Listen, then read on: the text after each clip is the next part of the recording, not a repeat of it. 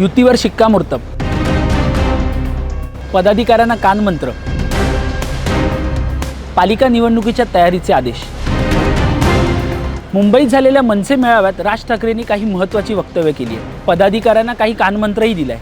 नेमकं राज ठाकरे या मेळाव्यात काय म्हणाले हे आपण या व्हिडिओच्या माध्यमातून पाहणार आहोत। नमस्कार, मी प्रसाद यादव, आपण पाहतात एबीपी माझा।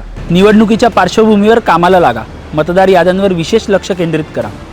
मी आणि उद्धव ठाकरे 20 वर्षांनंतर एकत्र येऊ शकतो, तर मग तुमच्यात हेवेदावे ठेवू नका आणि एकत्रित येऊन कामाला लागा।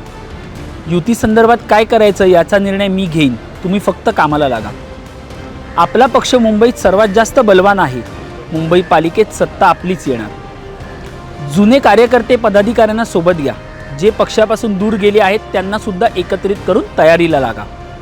मराठीच्या मुद्द्यावर विनाकारण कोणालाही मारू नका, आधी समजावून सांगा, पण उर्मट बोललं तर मग पुढे तशी भूमिका घ्या, पण व्हिडिओ काढू नका। हा व्हिडिओ तुम्हाला कसा वाटला हे आम्हाला जरूर कमेंट बॉक्समध्ये कळवा। यांसारखे व्हिडिओ पाहण्यासाठी एबीपी माझाला फॉलो करायला विसरू नका।